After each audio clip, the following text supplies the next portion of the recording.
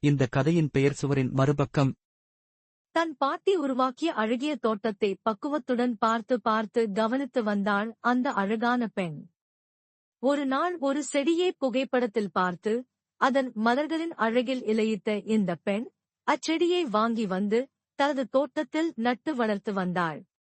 அந்தச் செடிக்கென பிரத்யேக கவனிப்பு அளித்து வளர்த்து வந்தாள். நாட்கள், வாரங்கள், மாதங்கள் பல கடந்தும் அச்செடிப்பூக்களை பூக்காமல் இருந்தது கண்டு மனமுடைந்த அப்பெண் அச்செடியை அகற்றிவிட முடிவெடுத்தாள். அச்சமயம் பக்கத்து விட்டு முதியவர் இப்பெண்ணை அழைத்து, அழகான மலர்களைத் தரும் செடியை நட்டு என் மனதை இன்ப வெள்ளத்தில் ஆழ்த்தினாய். இந்த வயதான காலத்தில் மனம் குழம்பி தனிமையில் வாடிக்கொண்டிருந்த எனக்கு நீ நட்டு வைத்த செடியில் பூத்த மலர்கள் மனமாற்றத்தை அளித்தன. அவற்றைக் காணும் பொழுதெல்லாம் என் மனம் பேருவகை அடைகிறது என்று மனம் நெகிழ்ந்தாள் அந்த மூதாட்டி.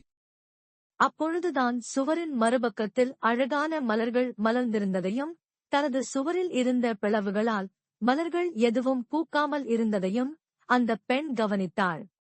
மலர்களைக் கண்டு அவளும் பெரும் மகிழ்ச்சி அடைந்தாள். இந்த கதையின் நீதி, நீங்கள் செய்த வேலைகளுக்கு நற்பலன் கிடைக்கவில்லை என்று மனம் வருந்தாதீர். நீர் செய்த கடின உழைப்புக்கு நிச்சயம் ஒரு நாள் பலன் கிடைத்தே தீரும்.